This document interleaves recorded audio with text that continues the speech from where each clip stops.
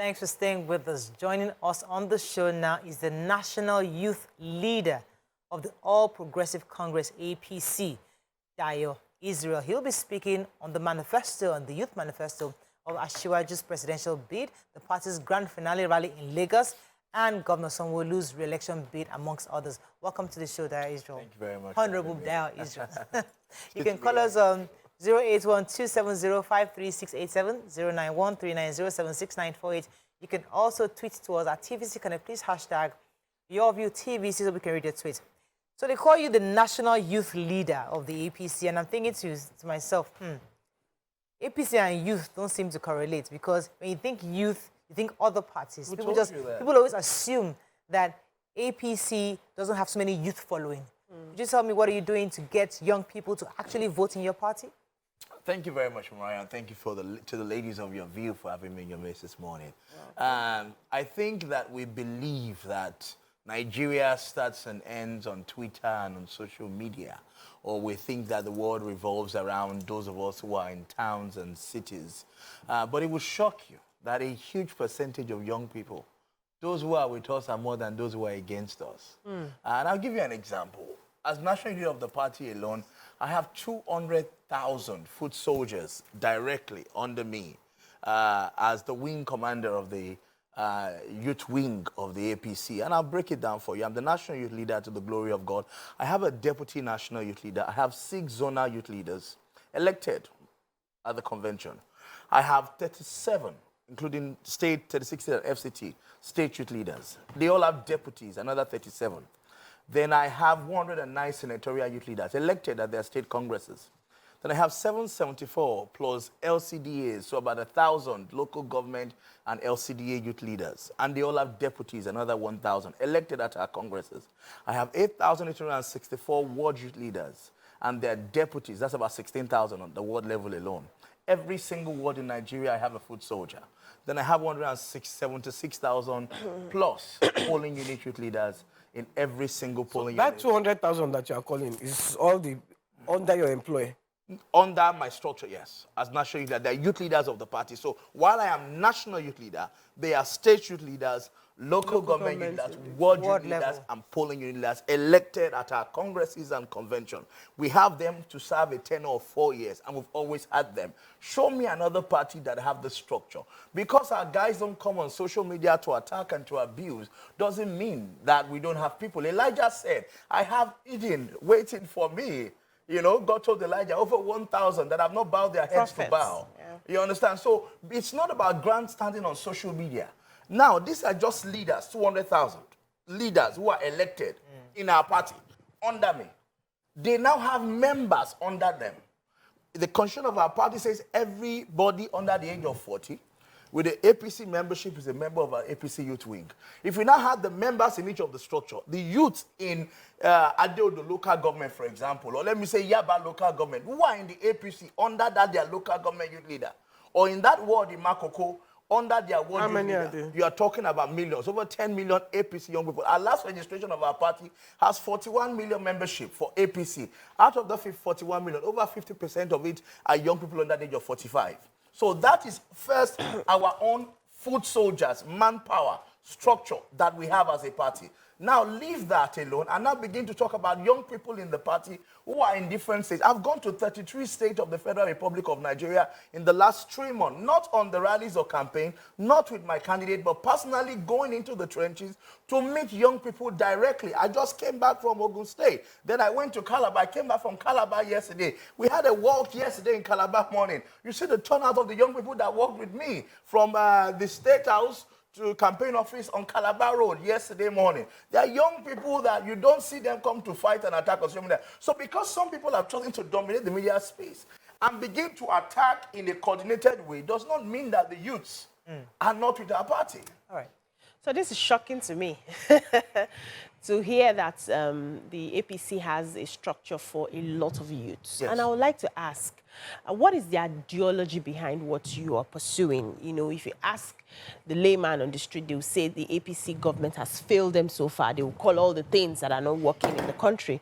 But for young people in the strength of their numbers to still be a part of APC? What is that ideology that you see that you guys are holding on to that you believe will make Nigeria better? So I said to someone recently, I said, you may say that the country has had challenges, but it's not fair to say that the APC has failed.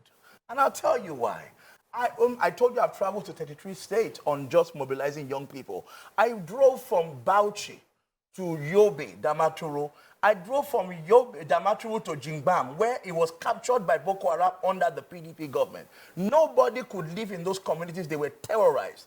The roads from Bauchi to Damaturu is so beautiful, well developed, I think by the Sukuk board under the Buhari administration, the APC administration. The youth who are applying that road will not agree with you that the APC has failed. I drove to Zimbabwe. I made a donation of 2 million at they were doing the flooding in that community. Those communities that are coming out to vote for the APC will not agree with you that Buhari or What the on the APC streets? I'm coming now. So let's okay, for example, I came from Ibadan before I went to Calabar. I drove from Ibadan. I was pressing my phone and I looked up and I said, wait, when we didn't come, what happened? Lagos Ibadan Expressway, this fast? I remember how many people died on that road. How can I get to Lagos this fast? The roads have been built under the Fashola ministry by the APC administration. The people who apply that road safely from Ibadan to Lagos every day will not agree with you that APC has failed. Yes, there are challenges, the same thing that you will see in England, the same thing you see in China. There are protests in other parts of Europe about the economy, about hardship. But it would be unfair to say in entirety that the APC... One more thing, Morayo. Yes, there are challenges at the national, but you would also get to some state and you see fantastic work that the APC administration is doing. The APC is not just the federal government or the administration at the national, which has its own level of challenges. And I agree with you. We have challenges as a nation. We're not where we're meant to be, but we're also not where we used to be. We have made progress, and we must come to terms with that. Yes, we deserve better. We must see better, and that's why my candidate is coming up to come and contest to say, I can accelerate the progress in Nigeria from where we have achieved in the last 8 years. That was a foundation. I want to build on that in an accelerative way. If you tell someone that is suffering from this cash crunch all this way, they will just be looking at you. No, I agree. Like I said, I agree with you, man, that, you know, there are decisions like you will also experience in other economies. The cash crunch, I'm also not in support of it. I believe that it was a total wrong decision. Or the petrol matter. Yes, that's why I said there are pockets of challenges. But we cannot now throw away the baby with the bathwater. We cannot say that infrastructure that we're seeing the development, the second Niger bridge that people are not able to fly. Do you know out of the 33 states I went, about 27 of them I went by road? I did not fly. Let me give you an example. The remaining 5, so, for example, I flew to Akwa Ibom 2 weeks ago. From Akwa Ibom, I now drove to Rivers. I did 2 days in Rivers. I went to Ogoni Land and all of that. I came from Rivers. I drove to Bayelsa. I went to the creeks. I did some work in Nembe and in Brass. I came back to Yenogwa. I drove to Warri, Delta. I did about 2 days there mobilizing. I went to Amai community and Tamagbe. I came back. I drove again to Edo. From Edo, I drove to Ondo. From Ondo, if you see the roads that Governor Keredolu has done in that place, from Ondo, I drove to Ekiti. From Ekiti, I drove to Osun. From Osun, I drove to Oyo. Let's talk about the renewed hope. And the reason why I want to talk about renewed hope is because a lot of problems that we see in Nigeria is because people feel hopelessness. Yes. And hopelessness sometimes comes when you have a leader sometimes that doesn't talk to you, a leader that doesn't engage the people. There are bad leaders you see. They might not be doing rubbish, but because they're engaging the people, they're constantly talking, giving us follow-up. Yeah. People just believe. They want something to believe in. Absolutely. Something that understands them. So it's not so much about, oh, you build this, you build that. It's like, I did not connect with this president. 100%. So therefore, as a Nigerian, how can I be sure I will connect with this renewed hope vision, with this new president, if he does come in? How do you link me to him? Thank you, Maria, and I think I 100% agree with you. Personality is a critical element of leadership. Absolutely. You have to be charismatic, you have to be communicative. And, you know, I think we've experienced leaders who have not really embellished that lifestyle. Perhaps they're a bit more quiet. Sometimes, you know, it has a result, an effect on the outcome of the polls because people want leaders who are exciting and you want to be inspired by your leadership. But if you look at my candidate, for example, he's one of the candidate who has gone to engage Nigerians the most. Just yesterday was engaging the Yoruba community at a hotel. He had gone not just to the NESG town hall meetings, he has gone to the 6 states of Nigeria, talking to Nigerians, dancing. Yes, the initial, yes, he's not coming for debate, blah, blah, blah. But the reality is that he's speaking to more people in communities in the grassroots where the votes are, where, you know, elections are won. He's interacting with Nigerians. And, you know, he's a politician. I imagine somebody, even before the election, he goes out and feels the pulse of the people. He's the only candidate that is running this election that people go to his house and can, you know, access his building. When there's a celebration, you can enter his compound, you eat, you do everything. You know, all the other candidates have not been grassroots politicians. And one of the advantages, that this is the first time we're having a grassroots politician running for presidency, who understands, who a Olokada man or a Danfo guy has a relationship or can shout Akombi and, you know, can connect. The others are big men who cannot naturally relate. You know, you see this guy come and dance in front of, you know, yes, we say that it's old politics, but it still works for the people in the grassroots. Why are you talking about dancing? Shebi, they were abusing the other politician that just won, that is a dancing politician. Now you are saying somebody is a dancing... No. I am not... I believe that soft skills are also important in human interaction. You must be able to get into a community and also interact and, you know, laugh and sing with people. It's part of grassroots politics. I was speaking to somebody, you had a question. I was speaking... He didn't answer my question on ideology. Okay, so let me take that very quickly. Why a lot of young people seem to still be following. So I want to know exactly what is the APC, catch. for example, is a progressive party. Okay. It's a party that believes in social welfare. It's a party that believes in development. It's a party that is, above all, it's the progressivism that we promote. The welfare system, the values of Obafemi Awolowo and Lateef Jakonde and the others. And so we believe in these values. We believe also that, you know, the merger of the Progressive Party, including in particular the ACN wing, has shown Nigeria that greatness is possible. You know, for example, in Lagos, that we have used as our measuring yard to promote our candidate. Because you cannot come and say, I want to work for you without... showing us your CV and say, what have you done before? And then we can say, for example, here in Lagos, we have a candidate who governed, and for me, it's not the infrastructure that he built, or the bridge, or the roads, or the creation of jobs through Loma and Lasma. It's the fact that you created a national vision and say, where do we want to be in 20 years? And that master plan. So every governor who gets into Lagos picks the master plan and say, where are we? Where are we going? How do we get there? Is this master plan physical? Yes, it's a document. It's a paper document. Yeah. It's to say we must have these road services, we must have these rail services, and that's what you then begin to see with our last mile buses. You see that we're expanding the Lag ferry services. You see that we're also doing our rail infrastructure. There's a connection between all of us to lead to an intramodal transport system.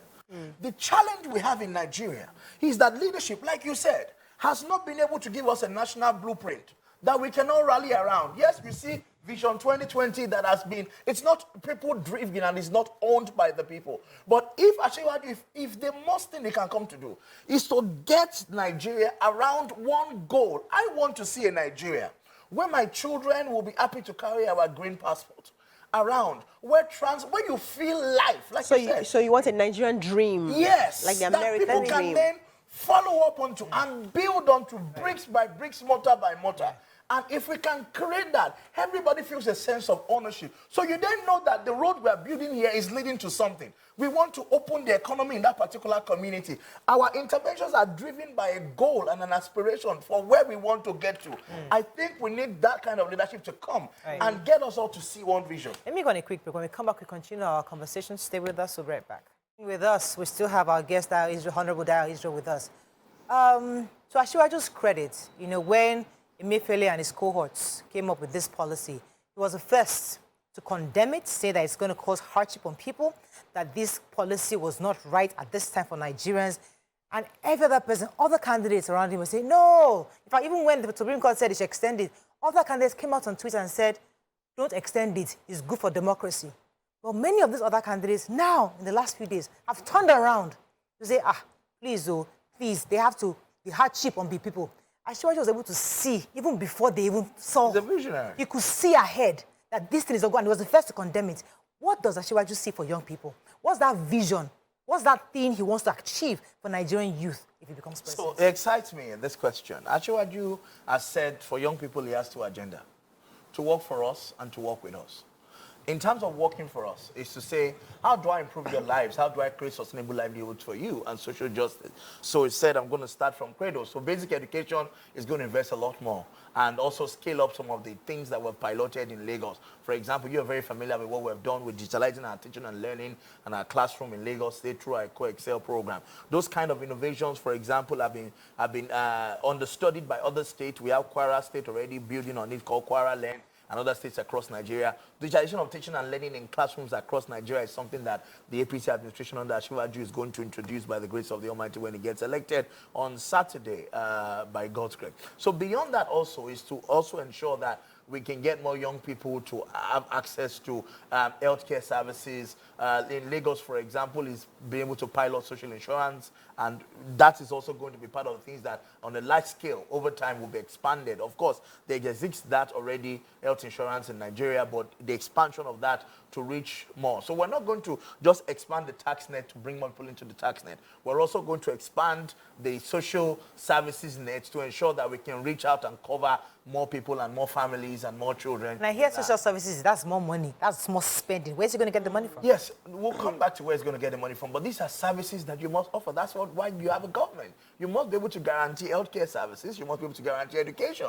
Without education, you can't build the future. And that's why I said, for example, he's going to introduce student loans. Some of the best and brightest of students are going to get scholarships, like I did when he was governor of Lagos. I was privileged to be one of those he sponsored to go and study law at London Metropolitan University. So, you know, he's always done all these things and he's piloted them at a small scale in Lagos. I don't even know if you should call that a small scale, but compared to 36 states, it's now going to scale up and maximize it across. So we're talking education, we're talking infrastructure. It's going to also, you know, focus on security, recruitment into the armed forces and police services, doing two things at the same time. So it's going to create jobs in the security sector, but beyond that, also be able to secure Nigeria so that you can sleep and wake up comfortably knowing that you're safe. You know, I believe that living in Lagos today gives you a huge sense of safety. I've traveled across Nigeria, and I know there are places I went to that part of what, you know, the administration has done is to have police checkpoints in almost every 1 kilometer or every 500 meters and stuff. But you can be in Lagos and know that, yeah, there are pockets of crime in Oshodi, like you will see in the Queens in New York, or in Peckham in London, or even in West End in London. You know, you see some pockets of that on Lekki Ekpe Expressway in traffic. But that's even also being caught by the good work that the IRS has done. So if you look at what he has been able to do in that, he's committed and said over and over again, we're going to recruit into the armed forces, into the police service, train them, ensure they have the best of quality of service, and then in turn also secure Nigeria. So there's security, there's education, there's infrastructure, there's healthcare, you know, and also creative industry is going to blossom like we've been able to do and make Lagos almost like the Hollywood of Nigeria. You know, creative economy across Nigeria. Without government support, I must say. Yeah, but it took government creating an enabling environment. I'll give you an example. Look at what Lagos State government is doing with Moabudu at the Ebony Life Academy and the Lagos Creative, you know, in training and empowering hundreds of young people in cinematography and other skills that would help you perform and get a good job in the creative sector. So, yes, government will not be full force, but PPP and government engaging the private sector and even creating an enabling environment for them to operate is really critical. Even creating concessions for them. So, there's a fear. People on the streets, you know, during this political season, you hear from different angles, everybody sharing their own perspective on why they want to vote for this person or that person. And the word on the street is there's a fear that there may likely be a lot of taxes that will be imposed on Nigerians if your principal becomes president, seeing how, according to them, Lagos is really being taxed in that way. So is there any plan to sort of make the taxing system easier or harder for Nigerians? I'd like you to share that. You know, many people speak from the level of ignorance. Look at Lagos. I remember, because I was part of the transition committee for Governor Sanwo-Olu, to the glory of God. And I remember that one of the priorities for Mr. Governor at that time was to ensure that we consolidate our taxing system and remove multiple levels of taxations. I remember. And that is now being implemented in Lagos to ensure that there are no double taxations, and even the way that he has been able to ease the tightening systems, include, bringing on board more commissioners to be able to approve the C of O's so that, people can get their tightening very fast. Before, it was probably the governor that was signing the CFO in the earlier administration. But now under this administration, you have about 5, 6 commissioners who can serve that just to, promote the ease of doing business. So it's not about putting more burden of tax on people. It's about ensuring that we have more people who are able to put in their own little as well into the basket. In turn, they get better social services. We can buy more truck, as we've just done for the Ministry of Special Duties and the fire services in Lagos with those funding. We can invest in Lagos State Security Trust Fund because there are more income coming into Lagos State to buy vehicles for the IRS and the police and LASMA and neighborhood, for example. So, yes, there would be more expansion of the tax net, not necessarily increasing the tax burden on the people. There are a lot of other ways that you can drive growth. Asiwaju lived abroad, is exposed, he understands this economics of how to build a nation and how to expand and grow an economy. And that's why it's different from every other candidate. He's an accountant, he was an auditor. Yeah. There is this fear for a lot of people that, because I heard you say you are given scholarship or you went to England for university. So people feel that the people who are supporting him are people who have directly benefited from him. And you saying you benefited is making people feel, Okay, so the Yoruba will say, let me give you an example. When I became governor, many of the people who are 20 or 25 or 30 today, in 2000, were probably in primary schools in Lagos or secondary schools. Asiwaju came and paid the WAEC fees of every of the students in SS3 and NECO and GCE. SS3 from year 2000 to about 2007 when he left. And I believe that is the culture till today. Every of those people has benefited from Asiwaju, not just about him, but about his administration. Everybody would used to drive on Amadou Bello Way. That time when there was always a flood from Babbage that was breaking the glasses at IMB building. And they said it was Mami Water that was seeing a reflection on that building. Who now drive on the better Amadou Bello Way has benefited from Asiwaju.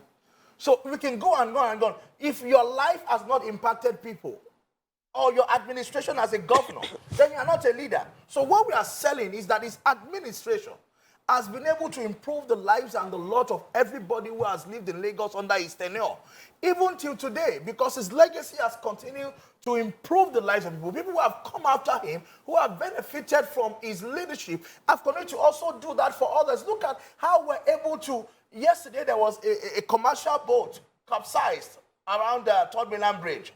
And our LASWA in Lagos was able to rescue everybody alive because the Lagos state government was able to create Lagos Waterways Authority that is able to provide services and respond to emergency like that. These are the systems that we have created that people are benefiting from. So there's nobody that can say one way or the other they have not benefited from him. Yeah, we know that the average Nigerian, we have very short memories. Once somebody does something, in fact, Buhari was the worst person.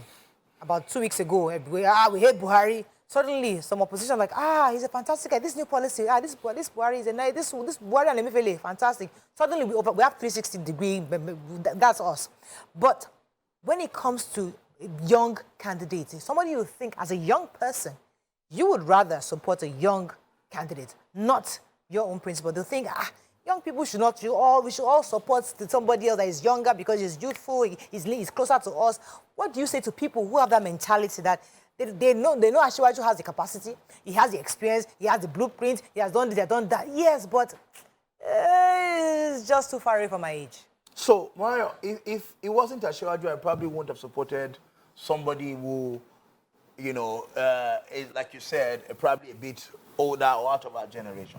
But I've seen in him the ability to open the space. And I told you when I was answering this question, he said he's going to do 2 things. He's going to work for us. So create work for us. but he's also said we're going to work with you.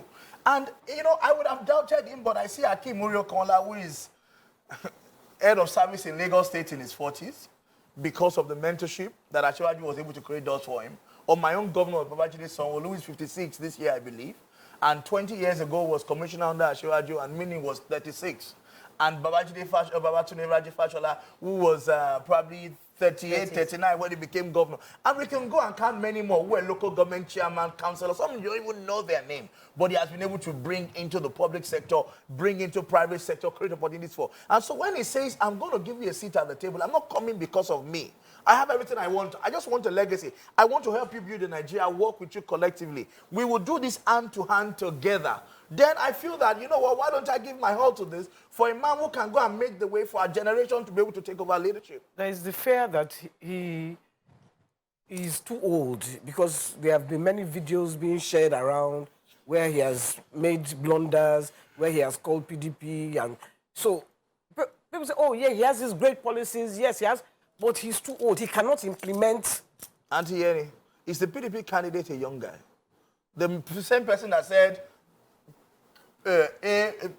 also said APC, or what did he say the other day, AP and then PDP, is the 60 years old Labour candidate a young man? A youth is 45. So in the first instance, none of the candidates are young.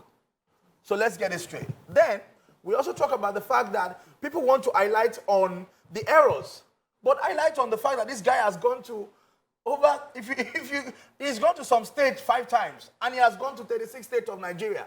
Nobody on the ticket in this election has put in more work into the campaign like Asiwaju Bola Ahmed Tinubu has done in this election. Nobody has been to more cities, has held more rallies. Even when you hold all the cash, thinking you are going to stop him, he has continued. Go to Tessin Balogun Stadium. It's filled up right now. The guy is flying 3-4 cities. He went to Anambra. The same day, he went to Calabar to go and do rallies. He's meeting, holding town halls, faith leaders, traditional leaders. Tell me which of the other candidates. Is it the one that only goes to the Christian community in a particular state? A sectional campaign that is running? No, let's be serious. We cannot continue to highlight on the weakness without. Caleb said to Joshua, he said, I am as strong today at 80 than like I was 40 years ago. So give me this mountain. So what Bola Tinubu is saying is, give me this mountain. Let me show you that I have what it takes to walk with you. Yeah, I'm not as strong as I was 20 years ago. There will always be a decline. But there will always be. We're going to wrap up with you very shortly. And one of the things a lot of young people don't know is Asiwaju's work in democracy that we enjoy today.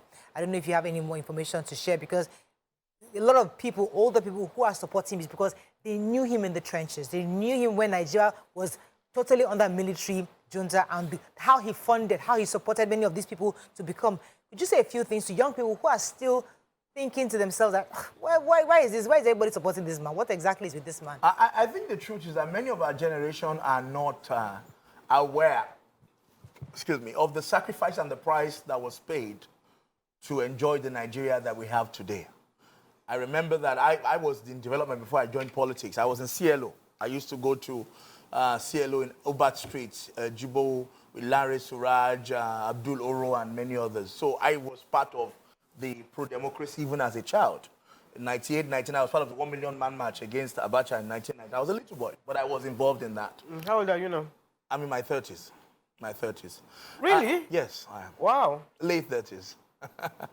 So, but the reality is that I remember I used to go from Methodist boys, climb the Tarzan jetty to UNICEF on Queen's Drive to go and do human rights activities. I remember they used to call me senior human rights. So a little bit, I have an understanding of what it meant to live under Abacha and to live in a military regime, you know. But the reality is that many of my generation do not have that experience. And so we're disconnected from what we have to go through. I used to read all those human rights reports, Law report by Olisa Agbakoba. We used to do something at a dome and Creek Road in Apapa then, where Laws was. But many people in my generation don't have that. Asiwaju was one of those who fought. They had to escape out of Nigeria to Ghana, to Cotonou, to be able to move to Europe, because the military regime in particular under General Sani Abacha did not want you to even be able to use Twitter or WhatsApp. You know, that's what we can relate to. Imagine that you cannot even, you live like they do in Syria, or in China where you cannot even communicate, or when they do in Afghanistan where there's a particular way you have to dress. It was really a challenging period for Nigeria at that time. But Asiwaju financed and funded the pro-democracy movement. They were running Kudirat, Radio Kudirat in London. He had to be away from his wife for many years. She was, I believe, yes, and his children, because of the military regime. And they were able to overcome Abacha. They stood with MKO Abiola, and that's how democracy was able to return back to Nigeria. So these were men who had paid the price. I know people will say, yeah, thank him, but presidency is not a way to reward. Yes, it's not about that. It's because he has seen Nigeria in different times, and he knows what it takes. He paid those price because he wants to see a particular Nigeria of our dream. And he's saying, I'm going to work with you to build that Nigeria that we have fought for and we paid the price for. All right, we wish you all the best. Thank you very much for joining us, and I hope Nigerians do go to the polls and vote their conscience regardless of who their choices are.